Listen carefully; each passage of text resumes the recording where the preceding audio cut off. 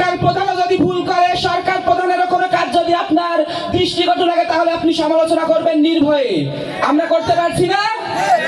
এই স্বাধীনতা আমাদেরকে টিকিয়ে রাখতে হবে। আমি বিজয়ের শুভেচ্ছা জানাতে চাই।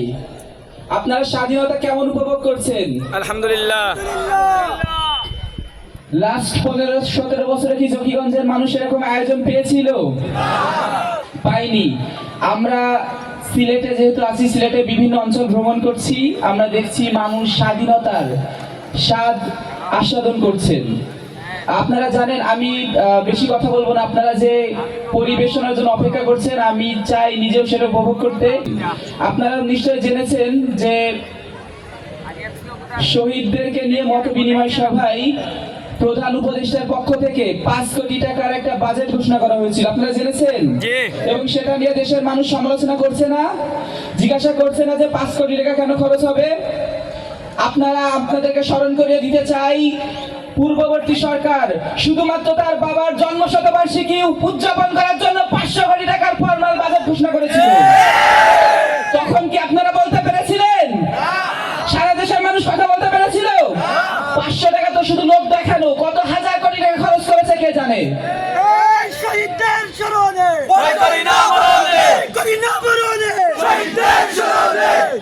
প্রিয় ভাইরা, এটাই স্বাধীনতা।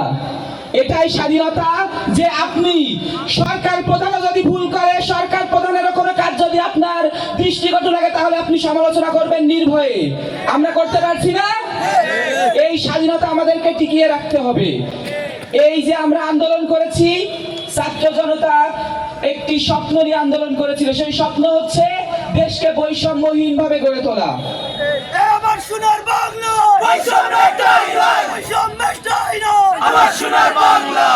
আমরা বিশ্বাস করি প্রত্যেকটা অঙ্গন থেকে এই বৈষম্য দূর হবে।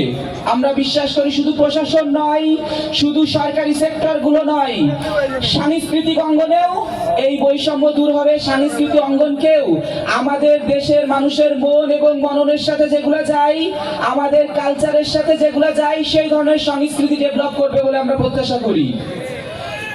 এখানে যদি পশ্চিমা সংস্কৃতি, হিন্দি গান বাজতো, তাহলে কি এত জনতা থাকতো? কিন্তু এই যে সংস্কৃতি, এই যে কাওয়ালি ভাওয়ালি গানগুলো, এগুলো আমাদের মামাটি মানুষের গান না? এগুলোর সাথে আমরা নিজেদেরকে অনুভব করতে পারি না? হিন্দি গানের সাথে পারি? ভারতের বস্তা পচা যে টিভি চ্যানেল গুলো আছে, পরকীয়া নোংরামি শেখায়, এগুলোর সাথে কি বাঙালি একমত? বাঙালি কি এগুলো নিজেদের মনে করে?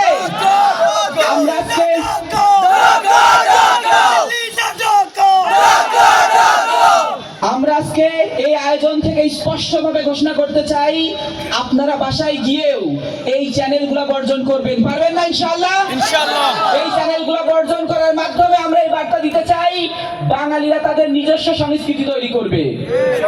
এই সংস্কৃতি এমন হতে হবে, এখানে গুণীজন আছেন, অনেকে এই সংস্কৃতি তৈরি করেন, গান কবিতা এগুলো লিখেন। আমি আপনাদেরকে উদাত্তভাবে আপনাদেরকে অনুরোধ করতে চাই, এমন সংস্কৃতি তৈরি করুন যে সংস্কৃতি এই দেশের সব মত পথের মানুষ, সকল ধর্মের মানুষ যাতে এটাকে গ্রহণ করতে পারে। এখানে আমরা শুধুমাত্র মুসলিম ভাইরা থাকলেই হবে না, এমন সংস্কৃতি তৈরি করুন, এমন সুস্থ সংস্কৃতি তৈরি করুন যেখানে একই সাথে এই মা মাটির সকল ধর্ম, সকল বর্ণের মানুষ এসে একসাথে শুনতে পারে। পারা যাবে না ইনশাআল্লাহ? ইনশাআল্লাহ। যদি আমরা পারি, তাহলে একমাত্র বাংলাদেশ পৃথিবীর বুকে মাথা উঁচু করে দাঁড়াতে পারবে। আমি আর সর্বশেষ ছোট্ট একটি বার্তা আপনাদেরকে দিয়ে আমার বক্তব্য এখানে শেষ করতে চাই। সেই বার্তাটি হলো, এই আন্দোলন যখন আমরা করেছিলাম, তখন আমরা এই যে হাতে হাত দিয়ে আন্দোলন করেছি না, হাত বেঁধে, কোন শক্তি কি আমাদের দমাতে পেরেছিল? তখন কি আমরা দেখেছিলাম কে কোন দলের, কে কোন মতের, কে কোন পথের, কে কোন ধর্মের বর্ণের? দেখেছিলাম? তাহলে এখন কেন বিভাজন? এখন কেন বিভাজন হবে? এই জকিগঞ্জে আপনারা আন্দোলন করেছেন না? 26 জন ভাই এখানে আহত হয়েছে না? তখন কি আপনারা খুঁজেছিলেন সে ওই দল করে, সে ওই দল করে? তখন সবাই আন্দোলন করেছিলেন একসাথে, একতাবদ্ধ ভাবে। আগামী দিনগুলাও দল মত এগুলা চিন্তা বাদ দিয়ে সকলে মিলে এই আন্দোলনের প্ল্যাটফর্মে থাকতে হবে। এই আন্দোলনে সবার একটাই পরিচয়, বৈষম্য বিরোধী ছাত্র এবং জনতা। পারা যাবে না প্রিয় ভাইরা ইনশাআল্লাহ? আজ থেকে এখানে কোনো দলাদলি বিভক্তি থাকবে?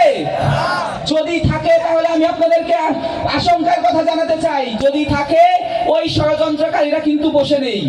যখনই আমরা বিভক্ত হব তখনই তারা সুযোগ দিবে। এবং এই যে এখন সবাই মিলে কি সুন্দর পরিবেশনা করছি, কি আয়োজন করছি, সম্প্রীতির একটা বন্ধন তৈরি হচ্ছে, এটা সম্পূর্ণভাবে ভেঙে যাবে। আপনারা কি তা চান? আমরা কেউই তা চাই না। আমরা সম্প্রীতির, আমরা নিজেদের মধ্যে সৌহার্দ্যের সম্পর্ক দেখতে চাই, সৌহার্দ্যের সমাজ দেখতে চাই। সেই প্রত্যাশা রেখে সম্প্রীতির এই সিলেট, সম্প্রীতির এই জকিগঞ্জকে আমরা দেশের একটা মডেল হিসেবে দেখতে চাই। সেই প্রত্যাশা রেখে আমার বক্তব্য এখানে শেষ করছি। সবার জন্য অনিঃশেষ ভালোবাসা এবং শুভকামনা। আসসালামু আলাইকুম রহমতুল্লাহ।